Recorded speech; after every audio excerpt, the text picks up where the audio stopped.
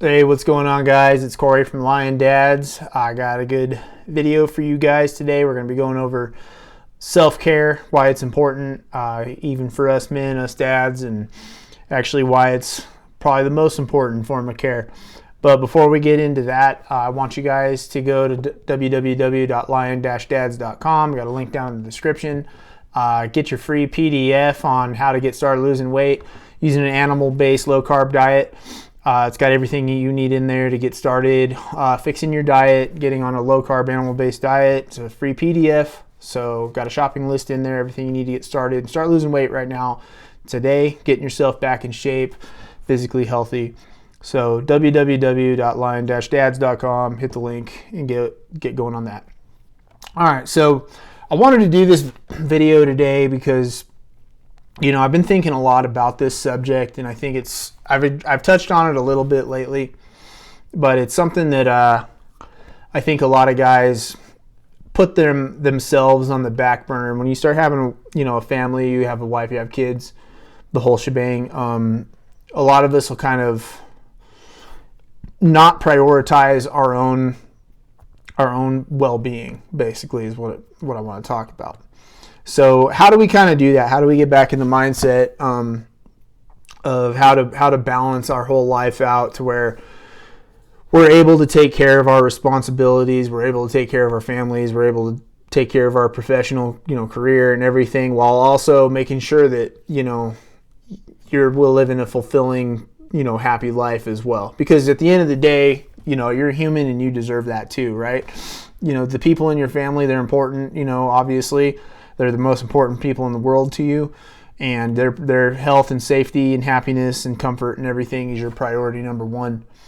But you're a part of that too. Your well-being is also a big part of that. So I'm going to touch kind of on why it's important, and how, and we'll get going into how to get some self-care techniques in order to get your life in balance and in order and take care of yourself. So I like to use this analogy when I talk about self-care. This is kind of a good metaphor for it. So when you're on an airplane, right, and you're flying, when you're about to take off, they're giving you the instructions, right? The flight attendants are going over the whole deal if there's an emergency in the aircraft and all that. And one of the first things they tell you is like when the oxygen masks deploy, right? So they tell you the first person that you got to put your mask on is your own. Okay. And then from there, once your mask is on and secured and you're breathing and you're doing everything you need to do, then you can start putting the mask on everybody else. And I know a lot of guys will jump to, it's the women and children first thing and all that stuff. And it's like, no, I need to, we go into protector mode because that's how we're biologically hardwired, right? Is we need to, look out for everybody around us first. We put other people's safety over our own. That's why guys run into gunfire, jump in front of bullets, protect the old lady from a mugger, whatever it is. But the analogy is, you put the mask on yourself before you put it on anybody else. And the reason why is because if you put the mask on them first and you lose oxygen, you're of no good to anybody. You know what I mean? If you lose consciousness because you didn't put your mask on, there's nothing you can do to save anybody else. So it's important for you to put your mask on, take that split second, put that mask on, and get the oxygen, and then you can start working on everybody else around you. That way, if any other problems come up, anybody else needs to be rescued, saved, whatever, you're a capable body, able to do that, able and willing to do that. But you're of no use to anybody if you don't have your mask on, you lose oxygen, and you lose consciousness. So that's kind of the metaphor and the analogy I started to use when I started realizing that I wasn't doing enough for myself. From a self-care standpoint, when I realized that I was putting everybody over me, my family, my wife, my kids, my pets, everybody that I care about and feel a responsibility for, I put my needs on the back burner, and I basically put all that responsibility of everybody else's health, happiness, security, safety, everything all on my shoulders. And I realized, that is not the right order to do things. Prioritizing yourself last. It may sound selfish on a surface level, right? It may sound like, no, I'm, second, I got to put my priorities on the back burner for everybody else, and that's really not the case. Because if you're a mess and you're not taking care of yourself, and you've let every aspect of your life kind of go, your health is out of whack, your fitness is bad, you don't sleep worth a shit at night, you're not getting exercise, eating right, you're depressed, you're upset all the time, you're stressed out, like you're slipping up at work because all this other stuff is just bearing down on you, you're not of any help to anybody else. By letting your own priorities and your own self-care kind of fall to the wayside, you're not going to be of benefit to anybody when you can't even keep yourself sharp and you can't keep yourself running at your best of your abilities. So that's kind of why I think self-care is so important for men, and why it is important for us to prioritize ourselves. If you look at it from that angle, it is not a selfish, greedy, narcissistic, whatever buzzwords you want to have thrown at you for taking care of yourself, because you're walking around in shape and you're sleeping right and you're trying to make more money and you're trying to do these things. A lot of people will come down on you for it and, tell you that it's you putting yourself above everybody else. And the reason why you're doing that is to literally give everybody that you're responsible for a better life. So that's what I kind of want to just dive into today. I think this stuff's important. And so that's what we're basically going to get into. And I talk about some of this stuff a lot. I've kind of touched on it really recently. As you know, I've been really leaning into the nutrition side of this channel, and I want to get into more, other dad-related stuff in here. So this is kind of along the track of doing that. And, to me, it goes hand in hand, because the first thing I'm going to tell you, the first topic in self-care that I want to talk about is your physical health. And to me, your physical health, believe it or not, starts with nutrition. It doesn't start with exercise. It doesn't start with anything else. It starts with you doing the thing that you can control, taking care of the one thing that you can absolutely control, and that's what you put in your mouth. It's what you put in your body. It's what you use to fuel yourself. It's, literally that is the first step, to me, in my opinion, of self-care. You can reset your gut biome. You can start losing weight. You can start getting more energy. That stuff leads to the other things, sleeping better, getting good workouts in, and all that we're going to talk about. But nutrition, to me, is number one. And as you know, if you've been following my channel for any sort of time, I'm an advocate for a animal-based low-carb diet, also known as a carnivore diet. I came to a carnivore diet several years ago. And it completely changed my life. My backstory is I got out of the military. I was a lot of injuries, a lot of struggles and things like that, bad health and things like that. And I found, that I got myself quickly when I got out and didn't have to prioritize working out and things like that anymore. I spiraled out of control, got fat, got out of shape, got up to nearly 300 pounds. Just really let myself go. No self-care whatsoever, and I struggled hard. I tried finding other diets, tried finding other things that would help me lose weight and become a better version of myself. Nothing worked. I tried vegetable-based, I tried, bodybuilder type diets, high protein, I tried lower calorie, standard American diets. I tried everything, nothing worked. I found this way of eating through a keto type diet, then into carnivore, and here I am 4 years later. This is the thing that worked. This is the thing that was sustainable. This is the thing that helped me. And in this discussion, I'm not telling you that you have to do a carnivore diet. That's just what I advocate, and that's what I did, and that's what worked for me. If that is something that you don't think will work for you, that's whatever, but you got to find what it is. You know what I mean? You need to find the one way of eating that works for you, that makes you the best version of yourself, that gets you in shape, that gets you strong, that gives you a healthy life, that will make you live a long time, bring your health back, take it back into your control, and stop eating the processed shit in the store and the sugars and the corn syrups and the seed oils and all the poisonous crap that you find littered throughout your grocery store. You know, if that means you're eating just like a whole foods diet, that's great. It's a great start. You know what I mean? That's awesome. Good for you. If it does mean you go to a carnivore diet, that's awesome too. Well, you know, that's what my channel's, a lot of it's about. So strategies for implementing that into your life and just making your life better. That's really what it's all about as far as your nutrition standpoint. That leads into, hand in hand, the next best thing that you need to do is start exercising, getting regular exercise in. You know, a lot of us are older guys. You know, my channel's geared toward dads that are, you know, probably between like 30, 50 years old. That's what most of my audience is.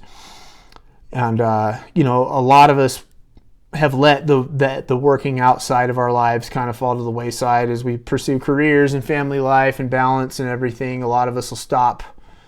You know, it'll be harder to find time to work out and things like that. So I recommend, not even recommend, it's a prescription, but start finding ways to move. Start finding ways to get exercise back into your life. Add some kind of resistance training, whether that's just doing push-ups and air squats and pull-ups and things like that at home, or going into a gym. I'm not sitting here telling you guys that you need to go from fatting on the couch for the last 5 years or 10 years or whatever it is, from your, you know, last injury or whatever happened to you or whatever got you here, to now you need to become a bodybuilder or power lifter and do these insane complex, you know, workout programs and all this stuff. That's not what I teach. That's not what I advocate for. If you ever, you know, join one of my programs and I coach you, I tell you, you got to get started. You work your way into it slow. You know, it's basically starting out with a morning push-up and squat and type of stuff routine, you know, just to get yourself moving again and get your body used to getting some exercise. Also, some kind of cardio, you know what I mean? I recommend cardio a lot.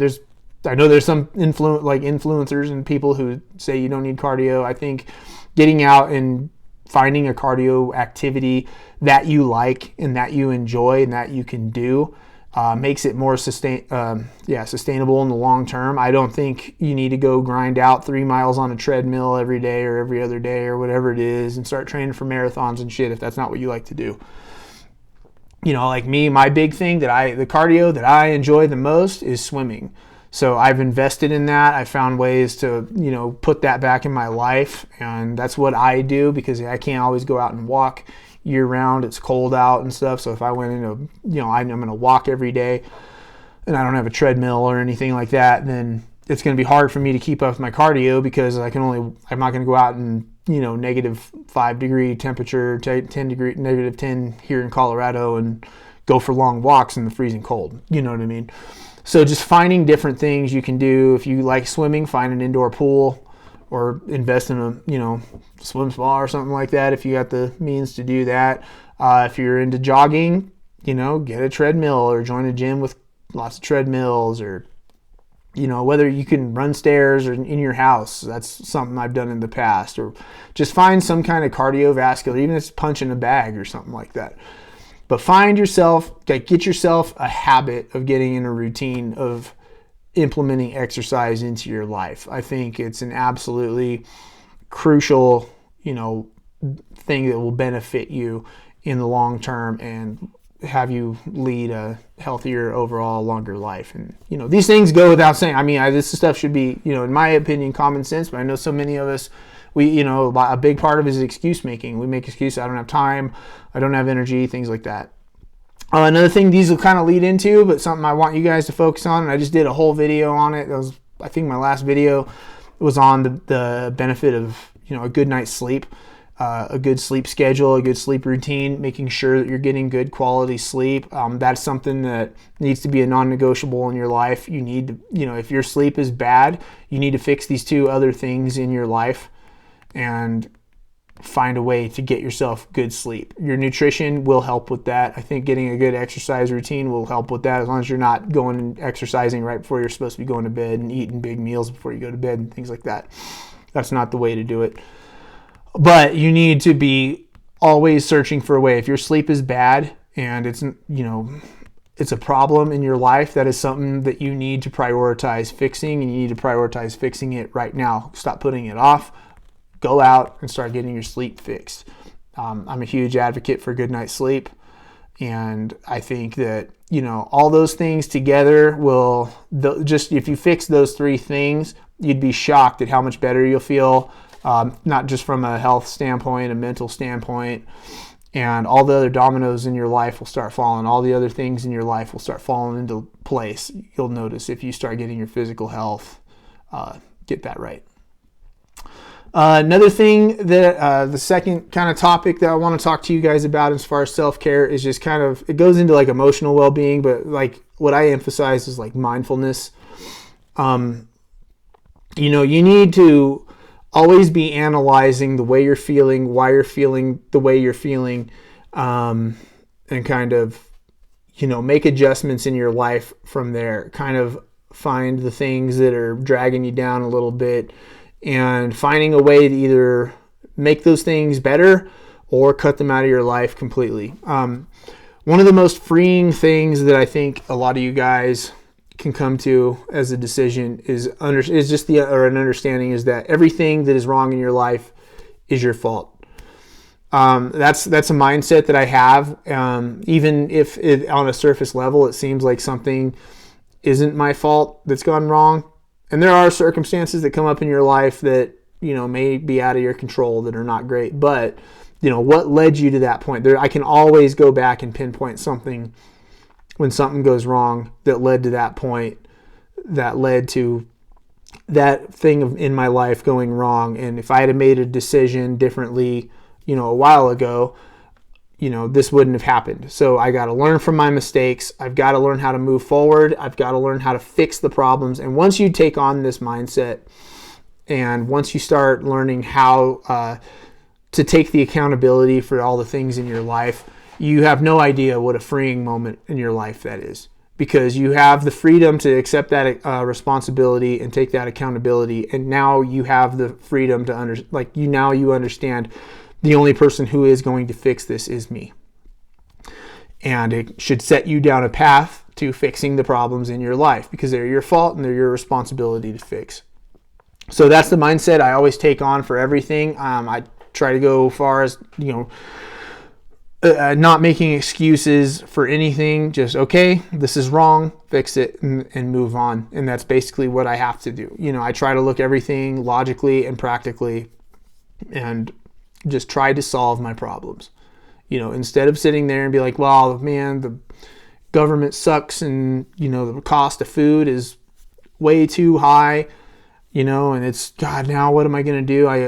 The food is so expensive. It's like, well, you know what? That's my fault. I don't make enough fucking money. You know what I mean? If food prices are going up and gas is going up and the cost of wood's driving house prices up and all this, too fucking bad. Everybody's got to deal with the same problem, and I need to make more money. Here I am trying to, and now I have put myself on a path in life to try making more money, and I will always be fighting for that, for myself. Trying to better my family's lives by making more money, instead of sitting and settling on, well, my job pays this much and I only get a 2% raise every year. Meanwhile, inflation's up 20% or whatever. It's like, then that should show you that, there's always going to be a cap on how much money you're going to make, and it's not enough. Get the fuck out of there and make your own money. That's basically the mindset you have to take nowadays. That's literally putting yourself in survival mode now.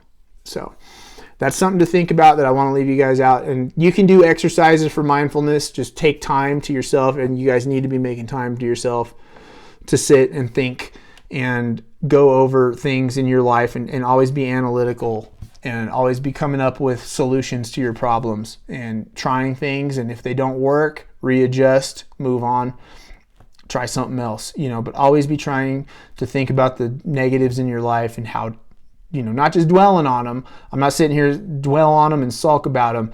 think about them, come up with solutions, and implement them and fix them. Another thing I want to talk to you guys about is like just making good habits. You know, we all know what our bad habits are. We all know things that are, you know, wrong in our lives. If you know, you can live in denial and stuff like that about a lot of things.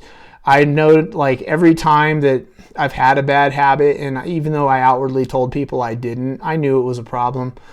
Drinking's one, like alcohol was one thing. You know, I'm not an alcoholic by any means, never was. But I know that, you know, I enjoyed beer a little, probably too much, was drinking a little too much, and it affected my health. It affected my weight. It was a big part of the problem with my weight gain, and a big part of my problem when I first started eating the way I eat, with having weight come off fast enough, because I'm still going to have a beer every other weekend or whatever. And once I cut the beer out of my life, cut the alcohol out of my life, I noticed a huge increase in better things happening in my life. You know, maybe you smoke, maybe you know, vape or something like that, or maybe you like drink a ton of caffeine throughout the day, things like that. Maybe you gamble, whatever. These are all habits that you need to analyze in your life and look outward and be like, how is this serving me? You know what I mean? I used to obsess over like football, right? Like NFL football, like driving into work, listening to podcasts on it all, like reading articles about it all day. I was just, you know, I grew up watching football. I grew up loving football. You know, my sons play football, everything, you know, the whole deal. And just, it was, you know, it's a great sport. It's a great activity. It's a great pastime, but I can, you know, understand that, you know, I like pay attention to this crap way too much. You know, it's cool, it's fun, it's, you know, it's a fun thing to watch on a weekend with some buddies or something once in a while, but it's just when it becomes like all you're doing at work is reading articles about it, or on your phone you're reading, you know, you're following podcasts on it, when you could be using things like this time to learn new things. You know, I've taken the time that I used to obsess over, you know, what my team or what my fantasy team was doing or something like that, and I started implementing that into, you know, I'm going to learn this new skill, I'm going to learn copywriting, or I'm going to learn, you know, how to make videos on YouTube, and, you know, how to, you know, create a website, and how to eat right, and how, you know, how to get this kind of, you know, this workout thing, you know, just learning. I'm trying to absorb information now, and it's just completely reframed the way my life works. So that's another thing I want you guys to think about, is what kind of habits do you have that are holding you back in life? Because that's what bad habits do. They just hold you back. On the same note, you know, I do want you guys to understand that it is important to find time to have hobbies. That's the next topic in self-care. You do need to find things that interest you and do them. Like I said, just don't let these things become bad habits and become obsessive, right? You can have, you know, your time, like, so I know I have a lot of friends, like their hobby is painting like the Warhammer figures and stuff, and that's awesome. It's a great stress relief and stuff like that, but they're doing other things too. You know what I mean? They do their painting when, you know, they get some time in doing that, and then they move on and they do something else. Like me, I still watch sports, football, basketball, baseball, all of it, but I don't obsess over it all day. I'm not sitting there reading articles and listening to podcasts and stuff. I'm still making time for other things in my life. And then when a game's on, I catch it. You know what I mean? I watch it, you know, with my kids or whatever, and just enjoy it. But it's not something that it's a hobby. It's not like this is my whole lifestyle, right? And these are all things that you can do. But the thing I recommend about finding hobbies is find them in ways that you can connect with other like-minded men, like other like-minded individuals, because that's another thing I think we meet, and it's kind of going into the next topic, is your like social support, your social connection. So you need to be joining up with like-minded men, like-minded individuals, creating community. I think that's a big thing that happens to a lot of dudes, is like they don't have friends anymore. Like a lot of guys get married and they start having kids and they don't have friends, and then the next thing you know, like there's a thing that happens when you get married, and like your wife may, like your friends, some of them say single or this happens or that happens. Your friends now, like the only guys you ever talk to or connect with are either guys at work, which is fine. You can be totally friends with guys at work, or in your professional life. But like a lot of the only guys they interact with are like their wives, friends, husbands, which, you know, I've kind of fallen into that before. Like, and then it's kind of like, it's not like I don't like these dudes or anything like that, but it's kind of like, I didn't go out and find this dude and like connect with him on like a buddy level, right? This is kind of just like here's this guy, we hang out with them now, so you better learn to like them type of a deal. That kind of happens to a lot of guys, and I think it's something that you need to be able to go out and socialize and meet people on your terms, you know. And if you're married and you're in a certain kind of relationship, that sucks, but you need to have a tough discussion then and talk about, I have a need to go out and socialize and interact and create bonds and friendships with other dudes. And that's an important part of our lives, important part of our health. You know, you can't just be cooped up inside with your wife all day, right? Like, I mean, some guys do want to live like that. You know, I think if you think that's the way that it's supposed to be, you're lying to yourself. I think, you know, you need, you know, because I'm not the type of guy, and I don't believe in, you know, using your wife as your therapist. I don't think they really care about your problems. You know, they'll say they do, but at the end of the day, it's like she's not there to be your therapist. She's not there to be your shoulder to cry on. You know what I mean? She's there to be your wife, you know what I mean? So you need to go out and you need to make those connections. You need to build those relationships with other dudes where you can vent and you can come up with ideas, you can collaborate, you can bounce things off of, you can solve each other's problems. Once you do that, once you have that sense of community, you'll notice so many other things in your life just get better because you have an outlet for stress. You have somebody that's throwing ideas back to you. Maybe they've experienced the same things. And it's great to have a sense of trust and community with other people that are like you. So those are some of the things I just wanted to go over with you guys. As far as self-care, you know, getting your health back in shape, your nutrition, your exercise, your sleep, you know, and then your mindfulness, your mindset, you know, getting rid of bad habits, creating good hobbies that don't consume your life but are things that you enjoy that you can do, and then just creating that sense of community. You know, those are the things I really wanted to go over. I want to reiterate, you know, it is not selfish to be this way. It is not a selfish thing. This is you doing better for yourself and in turn doing better for the people that you're responsible for. It'll make you a better parent, it'll make you a better husband, make you better man, better employee, better business owner, better everything. So prioritize your self-care. If you take anything away from this, start experimenting with things. Talk about it down below in the comment section. If you got some ideas, if you got some things that work, you know, things that you changed in your life from a self-care standpoint, let's talk about it down in the comment section. And from there, I'm just going to leave you with, don't forget to go down and get your free PDF on starting an animal-based low-carb diet. Like I said, everything you need in there to get started. It's got a shopping list, everything you need to get going. www.lion-dads.com, link in the description. And I will catch you guys in the next one. Later.